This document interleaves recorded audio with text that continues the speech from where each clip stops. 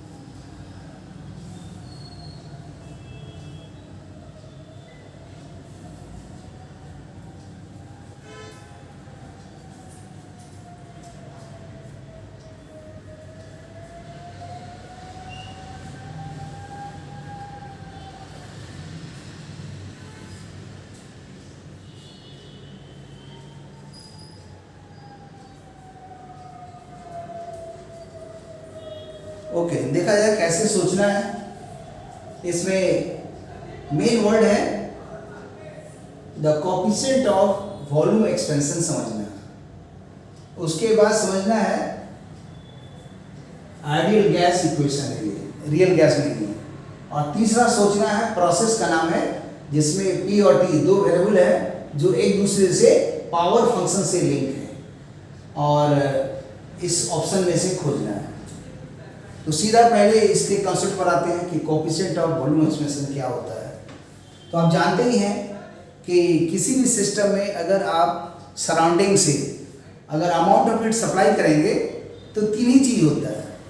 पहला होता है जो भी सिस्टम है, सॉलिड है या फ्लूइड है, फ्लूइड मैंने लिक्विड और गैस, तो या तो उसका एक्सपेंशन होता है, थर्मल एक्सपेंशन, जिसके अंदर में आता है अगर सॉलिड है तो अल्फा बीटा गामा वाला, जिसके बीच में रिलेशन है α/1 इक्वल टू β/2 इक्वल टू γ/3। इसको प्रूव करने का भी कोशिश कीजिएगा। और इसके बाद आता है कि टेम्परेचर्स भी इंक्रीज कर सकता है अगर अमाउंट ऑफ हीट देंगे। उसी के लिए पढ़ाई होता है कैलोरीमेट्री, जिसके अंदर में फेमस फार्मूला है differential Q is equal to NC differential T। Differential Q is equal to NC differential T। जहाँ कहीं भी टेम्परेचर चेंज करता है यही फंडा होता है, और इंटीग्रेट कर देते हैं, सारा क्वेश्चन बन जाता है। और ये फर्स्ट रेफरेंस का पार्ट है, क्योंकि फर्स्ट रेफरेंस जानते ही आप लोग कि डिफरेंशियल Q बराबर डिफरेंशियल U डिफरेंशियल W होता है। तो जहाँ भी डिफरेंशियल Q है वो है NC डिफरेंशियल T, ये डिफरेंशियल Q के जगह। और डिफरेंशियल U जो होता है हमेशा NCB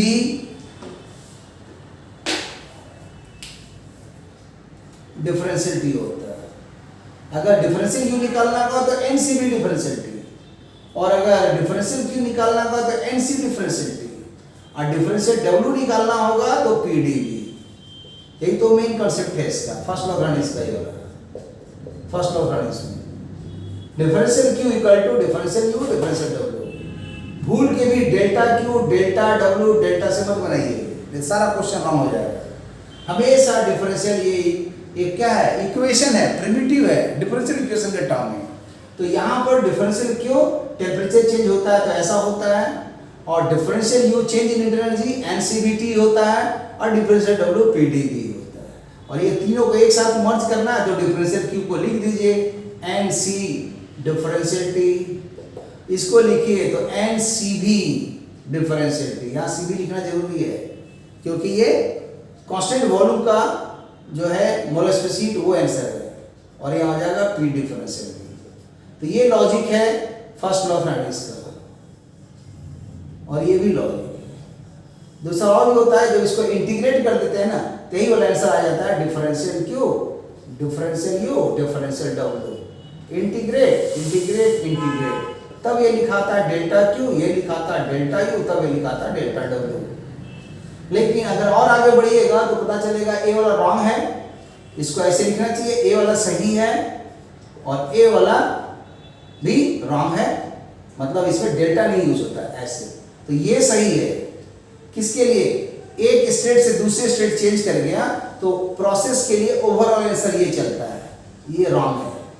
लेकिन वेरी वेरी स्मॉल अगर चेंज होगा तो उस समय ये वाला चलता है, जिसको डायग्राम में मैं दिखा दे रहा हूं ताकि दिमाग में बैठ जाए। मान लीजिए कोई प्रोसेस का नाम लिख देते हैं यहाँ पर कि ऐसे टाइप का कोई प्रोसेस है, ए से गया बी। अगर ए वाला सोचना है तो वेरी वेरी स्मॉल है, यहाँ से यहाँ एकदम छोटा सा सोचना है, तो यही छोटा सा जो पार्ट है ए वाला आंसर है। इसी छोटा सा पार्ट के लिए मैं लिखा हूँ कि डिफरेंशियल क्यू बराबर डिफरेंशियल यू डिफरेंशियल डब्ल्यू। बहुत छोटे से पार्ट, पॉइंट पी से पॉइंट क्यू गया तो उस समय ये फंडा चलता है। लेकिन अगर मान लीजिए ए से चला गया बी तक ऐसे गया, तब उस समय फार्मूला ये चलता है। मतलब इस समय यहाँ लिख देते हैं कि इसका फार्मूला यहाँ पर होगा Q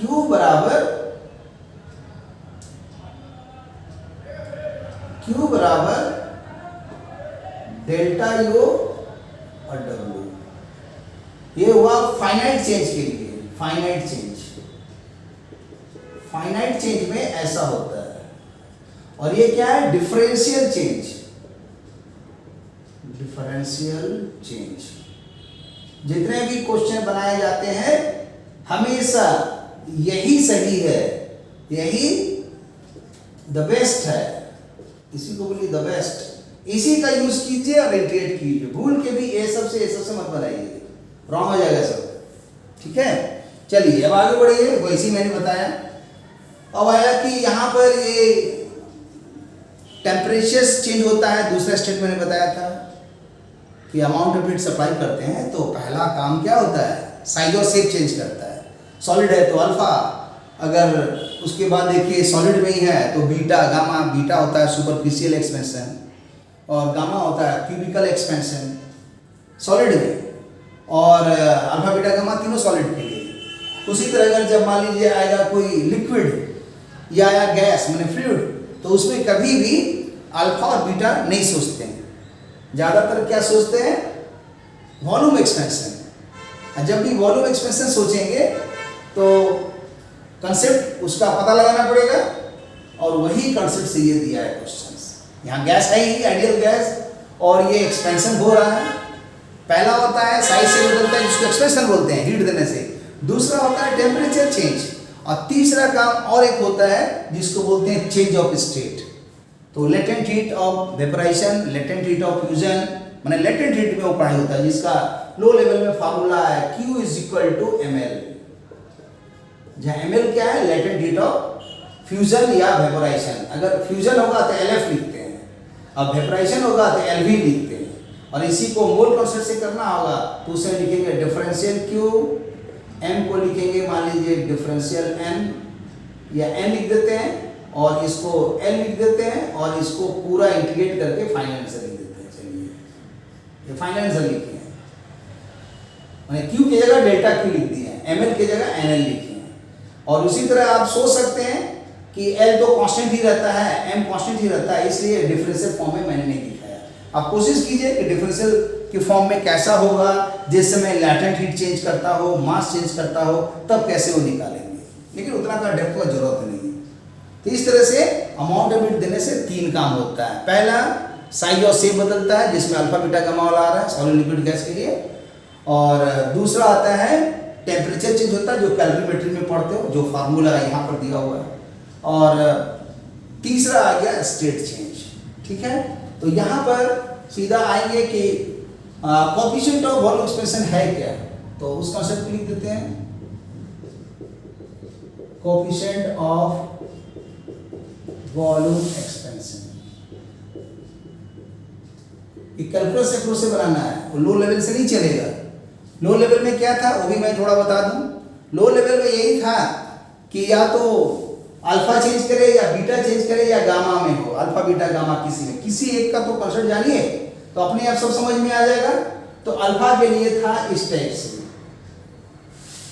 अल्फा का था L2 minus L1 divided by L1 और यहां था T2 माइनस T1, याद कीजिए। और यही अल्फा के लिए अगर हम इसको लिख देते हैं LT, इसको लिख दिए L0, यहां आ गया L0 और यहां आ गया डेल्टा T। यह change in temperature in Celsius. Beta अगर करना होगा तो उसी टाइप का चलेगा, खाली यहां लेंथ की जगह सरफेस एरिया आएगा, ऐसा शॉर्ट में लिख रहे हैं। और गामा आएगा तो ये आएगा V2 minus V1 by V1 और delta T। Delta T temperature है यहाँ, मैंने टाइम नहीं है, इसलिए इसको टाइम भूल के भी ना समझेंगे, ज़्यादा अच्छा रहेगा मैं लिख दूँ डेल्टा थीटा, तो आपका कंफ्यूजन खत्म। ठीक है, तो इस तरह से आया। लेकिन यहाँ पर तो कैलकुलस लगेगा, तो इसी एसएस को लिखते हैं हम लोग VT माइनस V0, फिर ये V0 और डेल्टा थीटा, ऐसा, या डेल्टा T।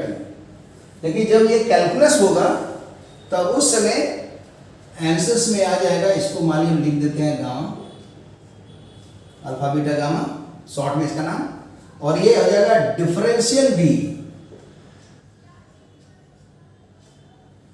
और ये हो जाएगा V, और ये हो जाएगा डिफरेंशियल T। माने इस T को ऐसे समझिए, बड़ा T बराबर छोटा T प्लस 273.15, लेकिन हम 273 राउंड में लिख रहे हैं, तो जब इसका निकालेगा ना डिफरेंशियल T, वही तो डिफरेंशियल T होगा।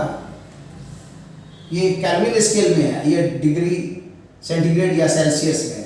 ठीक है, तो इस तरह से ये आंसर सेम आ गया।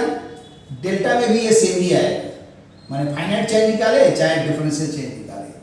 तो यहाँ पर ये डिफरेंशियल थीटा जो डिफरेंशियल T है डेल्टा T में कन्वर्ट हो गया केल्विन टेम्परेचर, और ये जो V0 है ये हो गया 1/V0। तो इस क्वेश्चन का टर्निंग पॉइंट यही था कि student coefficient of volume expansion जान रहा है कि नहीं। तो आईआईटी एडवांस में ऐसी क्वेश्चन नहीं रहता है, 1 नंबर का है तो क्या हुआ, अभी तो मैं करा रहा हूँ खाली सिंगल आंसर वाला, फिर आपको करना पड़ेगा मल्टीपल आंसर्स वाला, फिर करना पड़ेगा इंटीजर वाला, फिर करना पड़ेगा कॉम्प्रिहेंशन वाला, फिल इन दी ब्लैंक्स वाला, मैचिंग वाला, एसेशन रीजन वाला, मतलब बहुत तरह के ऑप्शंस हैं। लेकिन कॉन्सेप्ट तो यही है ना, लेकिन हमारे पास समय का अभाव है। आपको हम मतलब 20 दिन में 15 दिन में जिसमें कि आपको फिजिक्स भी कराना है, केमिस्ट्री भी कराना है, मैथ्स कराना है, पॉसिबल नहीं है। लेकिन मैं थोड़ा एक हेल्प दे रहा हूँ कि कैसे सोचा जाता है, मेरे सोचने का तरीका, और कुछ नहीं। तो चलिए, अब ये कॉन्सेप्ट क्लियर हो गया। अब इसके बाद आएगा ये पीटी रिलेशंस है। तो अब इसके बाद का स्टेप सोचेंगे, जिसको कलर बदल के लिखते तो ज़्यादा अच्छा लगेगा। तो मान लीजिए इसके बाद आया पीटी रिलेशंस, दिया हुआ है, प्रोसेस का नाम दिया हुआ है, sorry, PT square is equal to constant. तो जब ये शो कर रहा है कि जब पी और टी का ग्राफ खींचेंगे तो ये एक मतलब वेरिएबल आ रहा है, और इसी को अगर हम आइडियल गैस से यूज करें तो दिखाई देगा कि जब P इक्वल टू nRT है, जैसा कि हमें लिख दे रहा हूँ, P इक्वल टू nRT है, तो जब यहाँ P बदल रहा है, T बदल रहा है, तो जब P और T बदलेगा, बोलेगा तुम दोनों बदली हो गया, तो भी हम क्यों रुके, O भी बदल रहा है, मतलब सारा चीज बदल रहा है। ठीक है, मैथमेटिक्स लगाएगा तो समझ में आ जाएगा। कि P वेरिएबल है, T भी वेरिएबल है, N तो कांस्टेंट है, कुछ नहीं दिया मतलब कांस्टेंट है, R तो हमेशा कांस्टेंट होता है, तो वॉल्यूम भी वेरिएबल हो जाएगा। कैसे, लॉजिक भी बता देते हैं। अगर मान लीजिए निकालेंगे V, तो V क्या होगा, V होगा NR by T by P। जब हमारा P बदल रहा है, T बदल रहा है, तो जब ये दोनों बदल रहा है तो V भी बदल जाएगा। मैथमेटिक्स से सोच लीजिए। हाँ, ये कांस्टेंट कब होता है, अगर T भी कांस्टेंट होता, P भी कांस्टेंट होता, तब ये कांस्टेंट हो जाता है। या ऐसा हो जाता है कि T1 बाई P1 बराबर T2 बाई P2, इस टाइप का कुछ होता, तब सोचते कि नहीं उस समय वॉल्यूम कांस्टेंट है, स्पेशल केस में आ सकता है। चलिए अब इतना को, अब हमको V और T दो वेरिएबल्स का डिफरेंशियल इक्वेशन करना है, क्योंकि हम लोग का कभी भी वेरिएबल 3 वाला हो ही नहीं सकता है, वो है ही नहीं सिलेबस में, कैलकुलस में, वो सब बीएससी लेवल का है, वो नहीं होगा। वो होता है जब भी तो कोई कंडीशन दिया रहेगा, जैसे कि वो 3 वेरिएबल को आप 2 वेरिएबल में कन्वर्ट कर लें। तो अब हमको काम क्या है, इस प्रोसेस को किसी भी तरह से V और T के टर्म में लाइए। जैसा कि मैंने पहला, इसके पहले जो कराया था क्वेश्चन, कॉन्सेप्ट कराने के बाद पहला क्वेश्चन रहता मेरा कि find the molar specific for the your polytropic process.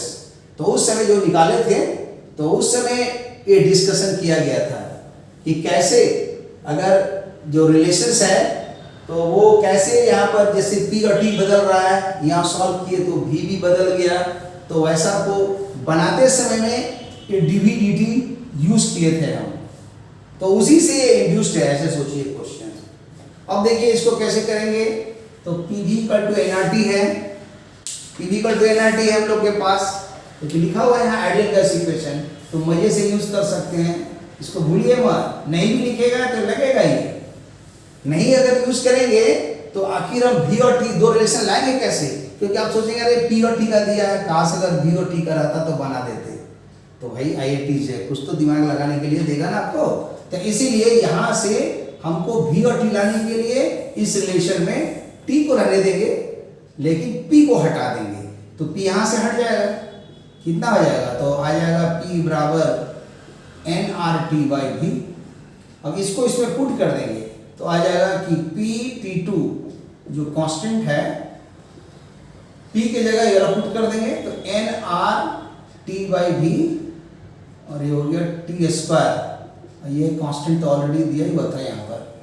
अब इसको सॉल्व करेंगे तो ये शो कर रहा है कि nR कांस्टेंट है, इसको नीचे ले जाए चाहे ऐसे रहने दें, तो आ जाएगा ये V का पावर में -1 और T का पावर में 3, ऐसा आ गया।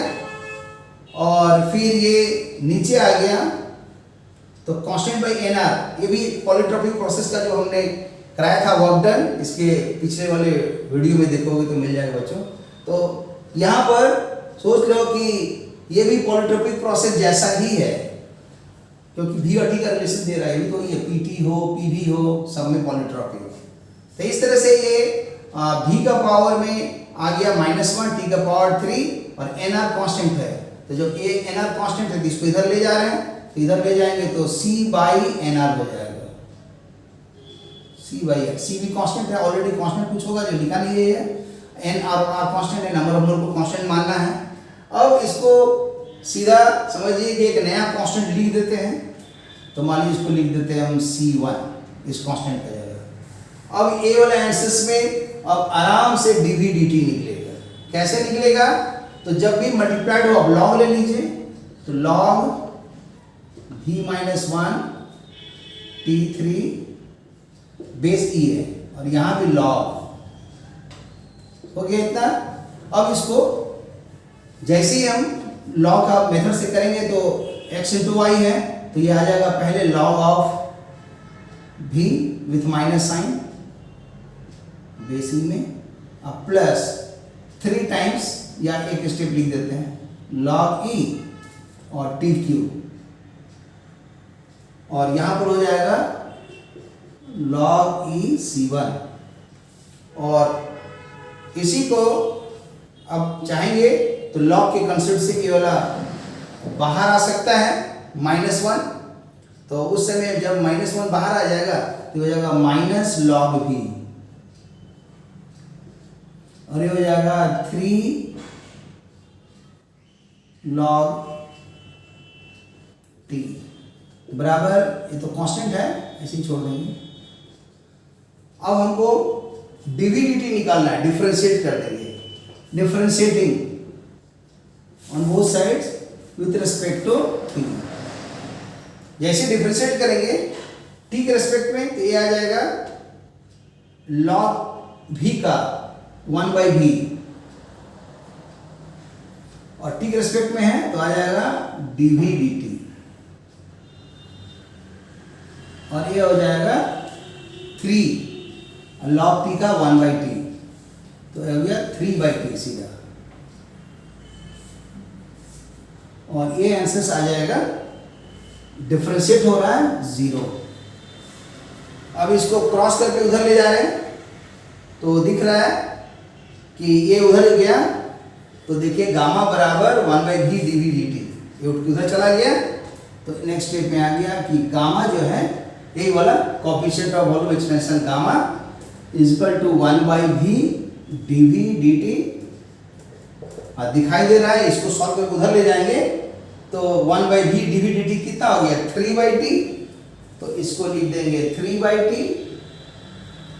और ऑप्शन में खोजेंगे कि कहाँ पर है 3/t, तो 4/t ये है, तो ये c इसका आंसर हुआ, तो इसलिए रिजल्ट हो गया आंसर c। तो okay, thank you for watching the video, और इसी तरह लगातार फिजिक्स का, केमिस्ट्री का, मैथ्स का मिलते रहेगा, और नेक्स्ट क्लास में हम आपको देंगे, समझ लीजिए कि केमिस्ट्री से, फिजिकल केमिस्ट्री से जो रिलेटेड होगा, पी ब्लॉक से रिलेटेड होगा, ट्रांजिशन एलिमेंट से रिलेटेड होगा, रेडॉक्स रिएक्शन से रिलेटेड होगा, बहुत से चीज़ों से। तो एंजॉय कीजिएगा उसको भी, तो फिर आने वाले दिन में बात करते हैं। Okay, thank you for watching the video, see you again, bye.